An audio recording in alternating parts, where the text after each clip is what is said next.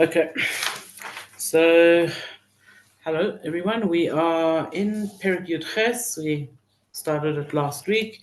Just as a very quick recap, we said that this Perek is called Shiras David, the Song of David. It's the longest kapitel in the first two books of Tehillim, and it's our instruction that we have to publicize and thank Hashem for all miracles, whether they are private or public. And in the first few psukim that we did, David declares how Hashem is his strength, how Hashem is his rock, how Hashem helps him when other people are not good to him, and that just the act of calling on Hashem when he's in trouble, or calling on Hashem when he needs to be saved, that nurtures his emunah, and that's his job to nurture his emunah. In the very end of what we did last week, which was we got up to the 10th pasuk, we spoke about how upset Hashem gets when somebody is bad to us or to the Yidden. And the picture that David HaMelech was painting for us was that of a very human Hashem, if we could say that, Kivayachal. And we even had the picture of Hashem being angry, being his nostrils smoking, and he's really angry. And so we got up to Pasuk Yud, and we said, so Hashem is now fuming at whoever has been giving David HaMelech this hard time, and says, Vayet Shamayim Vayered, he bends the heavens and he goes down. Va'arafal tachas raglov, and this darkness is by his feet. Vayirkav al kruv, and he rides on an angel. Vaya'if, and he flies. Vayed al kanfei ruach, and he swoops down on the wings of the wind. And the Medrash says, how should we picture this of Hashem riding on an angel? Like, what is this picture that David HaMelech is painting for us? And the Medrash says that we should think of it like this. He says, imagine a king hears that his child has been kidnapped, and he says to his soldiers and his security guards and to everybody, come, let's chase, let's go and get him, and let's go and get him back. And what do the horsemen do? They start brushing down the horses, and they start putting saddles on the horses, and they go and see if the carriage has all its wheels on. And the king gets cross, and he says, no, there isn't time right now for seeing if the horses are ready to go. Right now, you just got to get on a horse and chase. And that's what the king does. He just takes the first horse that's there, and he starts chasing to go and free his son. And he says, this is the Eibishter with us. When we keep coming back to Hashem and saying to Hashem, this one has given us such a hard time, and this one is being bad to us, and it makes Hashem really, really cross, really upset. And so what does he do? He gives chase, so to speak. He stops, he doesn't say, let's do this all through natural and regular ways, but he says, let's do this. Okay, let's go, let's do this.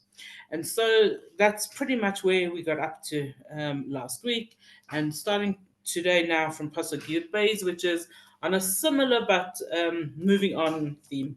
So it says, Yashes Chayshech Sisra, Hashem uses darkness as a concealment, a place to hide. Svivaisav Sukasov, his surroundings are his shelter. Cheshkas Mayim Ave Schakim, and the darkness of water keeps Hashem sheltered, keeps Hashem hidden, so to speak. So immediately over here, all the commentaries discuss what is the concept of darkness? What is David HaMelech painting for us? Because already in the last few psukim he spoke about darkness, but in this pasuk he speaks very much about Hashem being in the darkness. And what is it, and what is the message for us? So firstly, almost all of the commentaries point out to us that which we know, that darkness alludes to hard times. That when we don't see Hashem, that's a difficult time. That's a hard time. That's a darkness. And interesting, I saw that I think it's Reb Shamshon Hirsch who points out that when a day is dark, the terminology we use is we say it's a gloomy day. right? Dark is gloomy. Why is it gloomy? Why is darkness gloomy?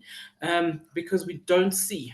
And what are we not seeing that makes life hard and difficult for us is when we don't see Hashem. What makes us feel sad, what makes us feel down, makes us feel miserable is the lack of seeing Hashem, seeing godliness, seeing and moving on with this idea is that darkness is when we don't understand.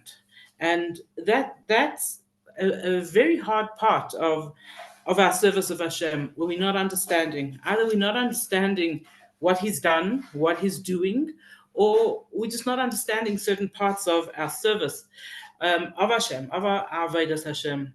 So, so Rev Nachman of Breslov says that there's parts of our Veda that we'll never understand.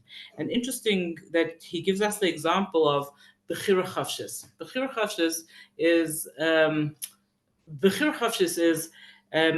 the fact that we have free choice. We decide. And this is probably one of the most difficult concepts to understand. How could it be that we have free choice, but Hashem knows what's going to happen? And we struggle with this concept of Bechira Chavshis at all different levels. And Reb Nachman of Breslov says, we'll never understand what it means to have Bechira Chavshis. We'll have some good explanations. There's sometimes we'll be satisfied with the explanation we have. There's other times we won't be satisfied with the explanations we have. And we will be, and in the almost metaphor way of saying it, we'll remain in the dark. We won't really understand it. And this is Hashem's the darkness that He's put into the world that we won't always see, we won't always understand. Another concept of darkness, which Chazal speak about quite big over here, is the idea that darkness, again coming back to this, that we don't see, is that we don't see Hashem, as we explained, but more than that, we don't see other people. And what does it mean not to see other people? Is that we don't see the needs of our fellow human beings, and we don't even see their kindnesses. What is difficulty? What is time that's what is hard for us when we don't see the support system of the human beings around us, and the bigger part of it is when we don't see what other people need, want, what we should be, how we should be reacting to them, what we should be doing for them. That's real darkness, and that's what brings and causes sadness in the world. Goes further. Nachman of Breslov goes one step further than this, and he says, we fail to see, in other words, we remain in the dark, to see that even the things, the challenges that we are struggling with are coming from Hashem. So if we would stop for a minute and think that all this crises and all is for some reason Hashem has sent it, what are these challenges for, and how am I supposed to grow from them? Who am I supposed to become as a result of them? Actually, how am I supposed to be responding to them? This is acknowledgement that everything that's happening, even the difficult things, are coming from Hashem. And Reb Nachman Breslov goes one step even further than that, and he says, here we're talking about, in this capital of Tehillim, we're talking about wicked people who are harming the Yidden. And when they suffer, they should be saying, whoa, I must be doing something, that Hashem is making this and this happen. And he says, but don't worry, they won't. They're not going to say that. They're going to remain in the dark, so to speak, and they are not going to realize that what's going on actually comes from Hashem. And so this is mainly the different themes that Chazal take on describing this idea.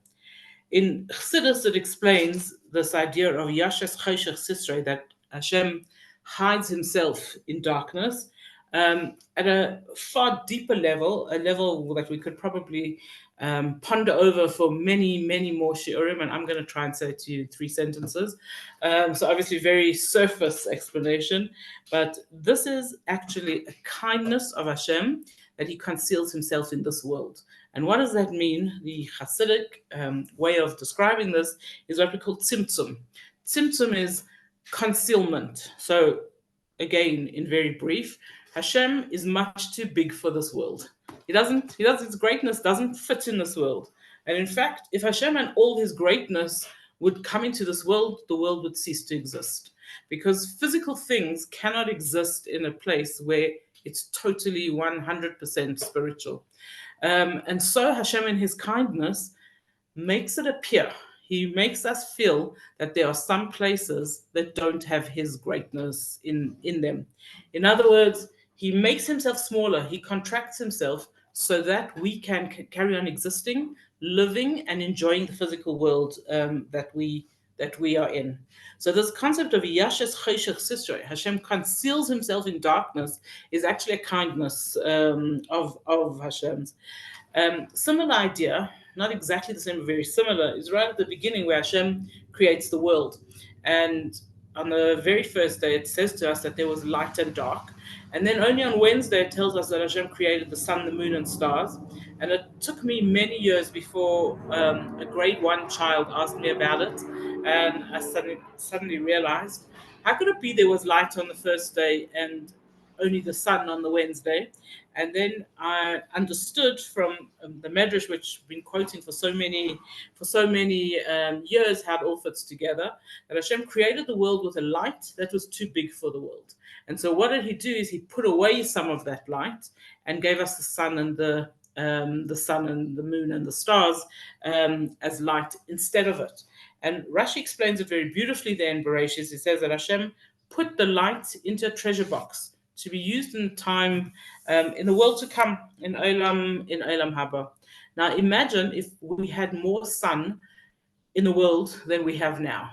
So for those of you in Johannesburg, who are not in Johannesburg, I can tell you from Cape Town that it is so hot here for the last short while that we can really relate to that if we had too much sun, we would burn to a crisp, because we're trying now to do what we're trying to do, but it's very hot.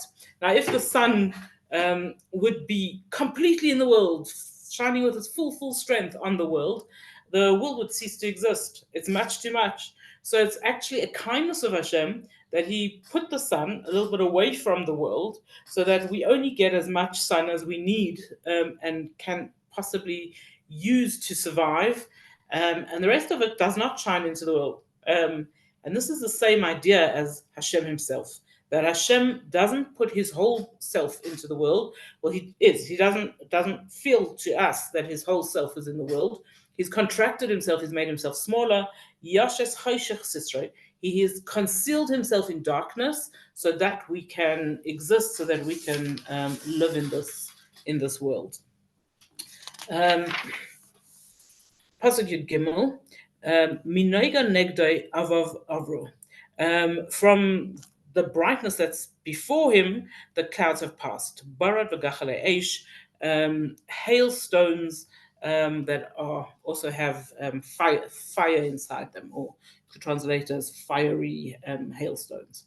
So over here, what does this mean? That Hashem has he has access to, he uses, so to speak, fiery hailstones. And we know of the one time where he did was when he brought the plague of hail to Egypt. And it says that every hailstone was filled with a fiery center, and this caused this incredible destruction. Again, anybody who's been in a place where there's a big hailstorm knows the destruction that even little hailstones that don't have fire in the middle can cause. So imagine Discovery was sending you a message, put away your car because there are fiery hailstones that are about to fall down. So fiery hailstones cause huge destruction. On the other hand, so that's the one part of saying, like, fiery hailstones are destructive. But on the other hand, they are following Hashem's instruction. Hashem said to them, come into the world and do this. So the first thing that we learn is that even opposites can work together in order to do the will of Hashem. Fire and ice do not go together, except in Melrose. No, fire and ice are two separate. They're two separate opposites, and they shouldn't be able to survive together. And yet, when Hashem says go into the world, fire and ice works together and goes into the world. So that's the first thing. That when it comes to our Avodas Hashem, we need to work with different parts of ourselves and with other people, and even if they are opposite, even if they don't seem to be things that go together, we need to be united. We need to be united with our own needs and desires. We need to be united with other people in order to do the service of Hashem. That's the first and simplest level of understanding this. A little bit deeper than this explains the Rebbe that fire represents our passion, and ice represents the opposite, our indifference, our coldness to things. And the Rebbe says the first thing we have to do is we have to learn to be passionate about holy things and to be indifferent to less holy things, to physical things.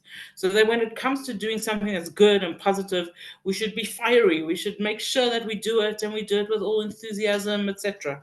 When it comes to more physical, everyday things, that's when we should be a little bit colder. That shouldn't be our whole push and desire to be involved with physical things.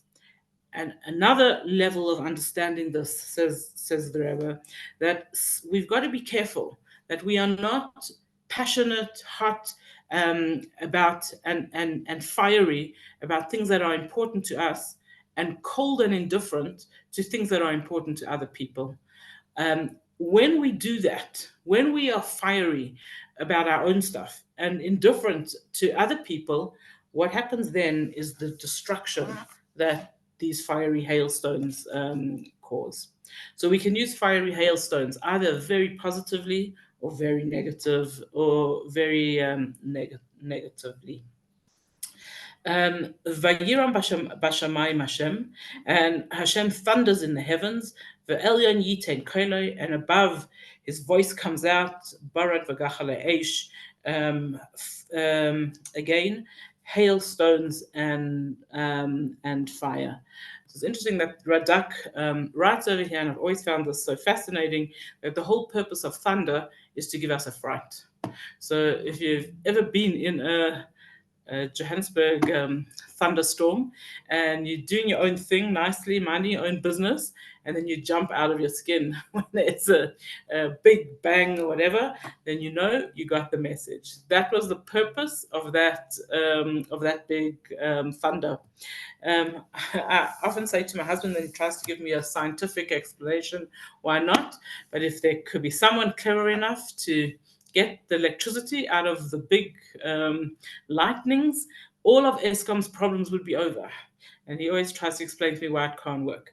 But apparently, says the Radak, it's not there for that. The reason Hashem made thunder and lightning is simply so that we should say, whoa, there's a God in the world, right?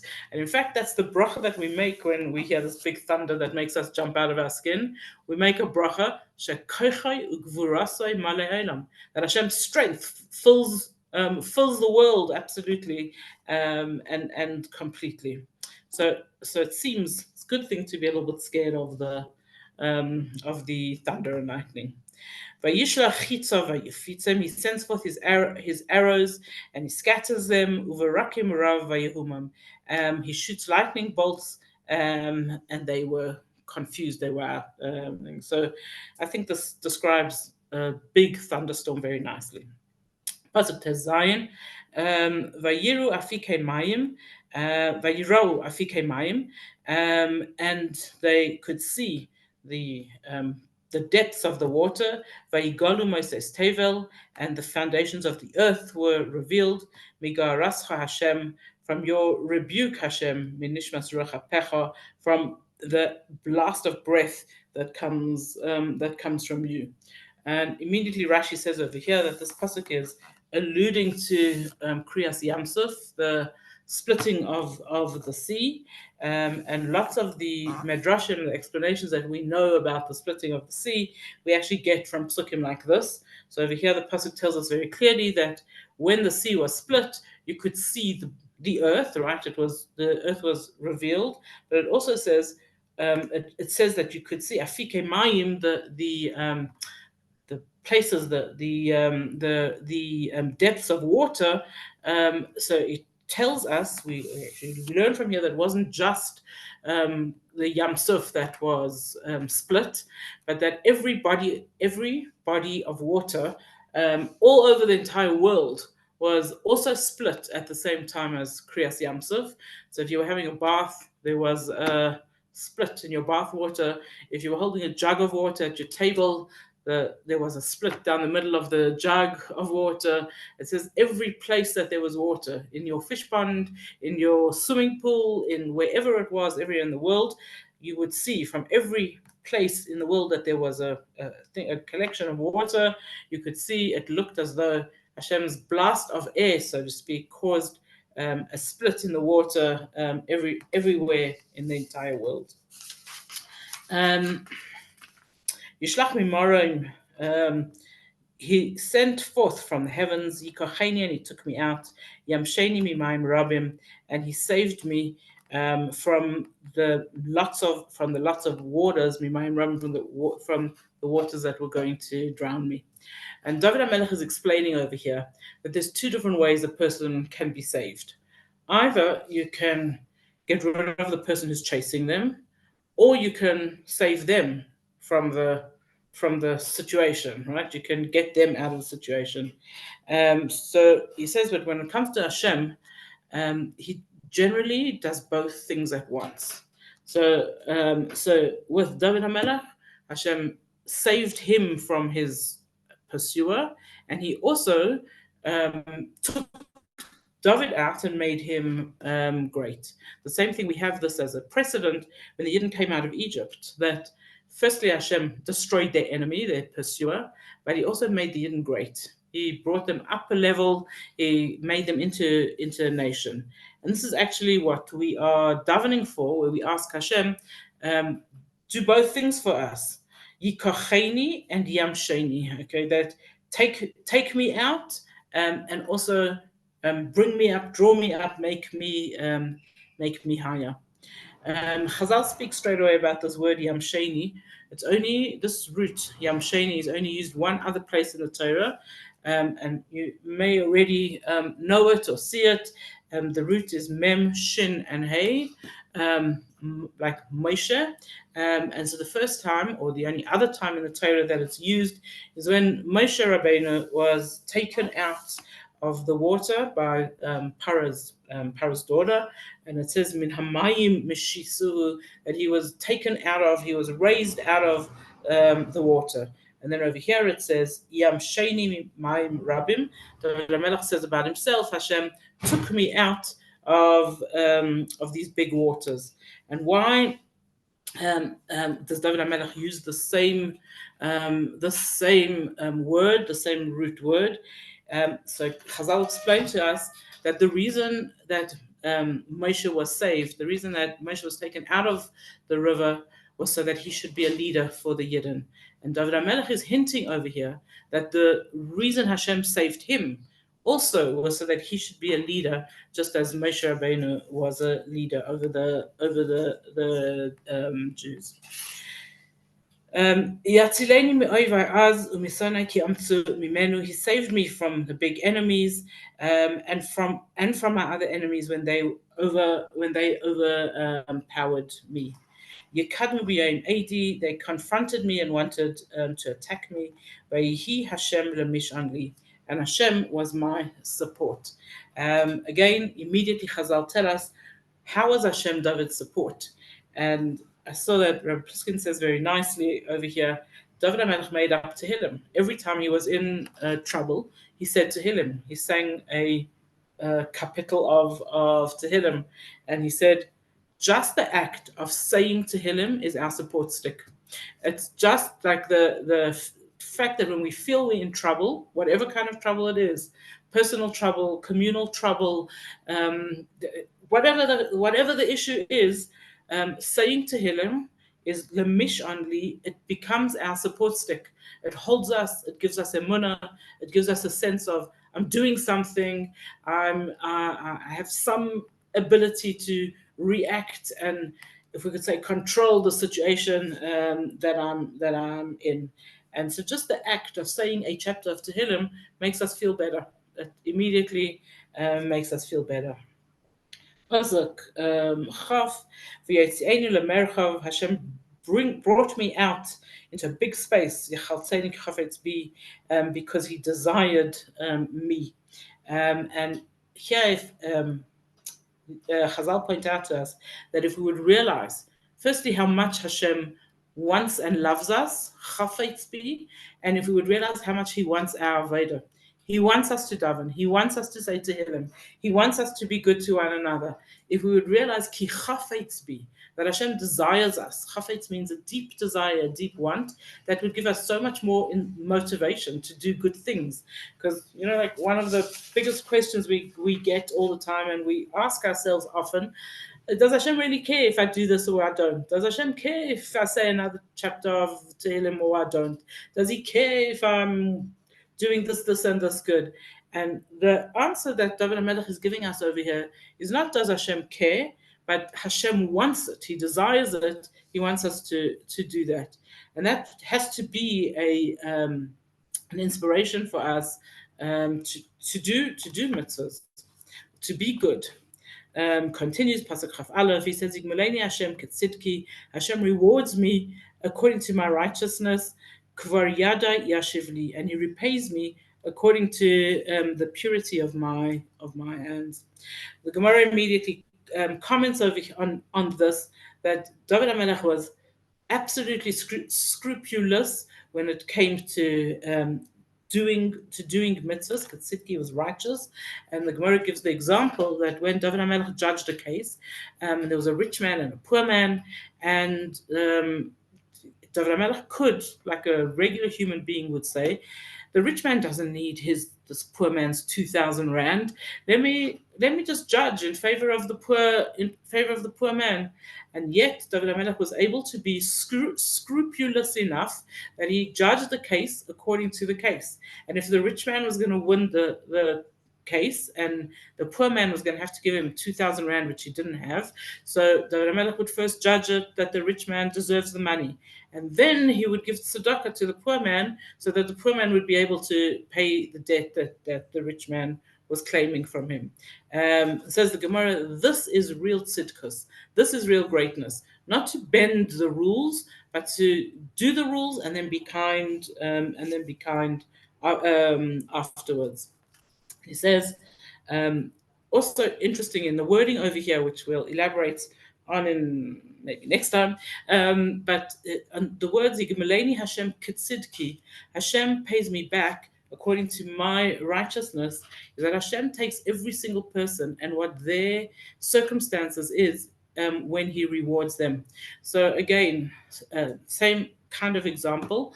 You have a very rich man who gives 10 rand to tzedakah, or you have a very poor man who gives 5 rand to tzedakah, and Hashem looks at it and He doesn't say there's a value in giving 10 rand to tzedakah. He looks ketzidki at what did it mean for that person to give tzedakah?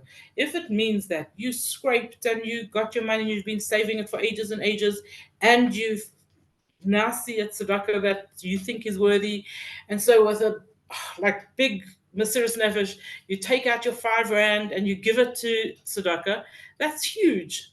On the other hand, if you're very, very, very wealthy and someone says to you, can you, it's a good cause, can you give tzedakah? And you put your hand in your pocket and whatever comes out, you give. And that's 10 rand. Is that a bigger mitzvah than the poor person? So the commentaries, no. Yigmaleni Hashem ketzidki. Hashem rewards each person according to their circumstance, according to where they come from, what they have, what their nature is. Is it easier for some people to give tzedakah than it is for other people, just because of their personality? And with all mitzvahs, we can never ever judge how somebody else is doing a mitzvah, because we cannot possibly understand anybody else's circumstance. We don't know where they come from, what their education was, what their midah is, how big or small their Yetzer Hara and their Yetzer Tov is. We don't have any of that knowledge. So the only person who can pay us back kitsidki according to who we are and what we've done and the effort that we've made is Hashem. And says Hashem, says David HaMelech, Kvar yada yashivli. He has paid me back according to my hands, right? According to me and taking me absolutely into consideration. David HaMelech says, "Ki shamarti darchei Hashem," because I have been careful with the ways of Hashem. V'lo shati melekai, and I have not sinned intentionally. Ki chol mishpatav lenegdi, because all his laws are in front of me. V'chukaisav lo asir meni, and his chukim I've never removed from me. So we all know that mishpatav. That's mishpatav are the laws that we do just because we're simply decent human beings and we keep these laws whether or not the Torah would tell us, right? It makes sense that like that you help someone who's poor if you can, if it's easy, that all nice easy mitzvahs. But then there's the chukim, the ones that are not nice easy mitzvahs. They don't make any sense to us. And for some of us, even the ones that have reasons are hard for us. Again, just because of who we are, they are ununderstandable to us. You might be a person who says, I don't understand why I should give tzedakah. I worked so hard for this money, right? So then tzedakah becomes not a law of understanding, but it becomes a chayk, it becomes something that's really difficult for us. And we have this with all laws, with all mitzvahs in the Torah. For each of us, some things will make sense and some things will not make sense. And David HaMelech says over here, he says, I didn't throw off, not the laws that make sense and not the laws that don't make sense. I kept them all. And Chazal explained to us that human instinct is that when we don't understand something, or if we are going through a difficulty or a challenge, one of the first things we do is throw off Torah and mitzvahs. And why is that? So not always, but very often you are preoccupied with something that's really bothering you. So now do you want to go and listen to a shir? Or you are really sad about something, whatever, and someone comes and asks you to help them. You're just not in the mood, okay? That's human instinct. You just don't feel like it, right? And that's and the things that are easy to stop when we don't feel like it is the Torah and mitzvahs. If you feeling like Hashem isn't treating you right, do you want to daven? Do you feel like is that what you feel like doing right now? And that's human instinct. That's how we are. And David HaMelech tells about his own greatness. What was his own greatness? That he had a really difficult life. One challenge after another, after another, after another. And yet he says, I never removed any of Torah and mitzvahs. I kept on doing it, even when it was hard and difficult for me. And that's where we're going to go up to today. So I'm going with my phone. And we will continue, please, God. Thank you, Rivki. Have a good Shabbos. Have a good week. Thanks, Rivki. Have a good Shabbos and take care. Happy Pesach cleaning.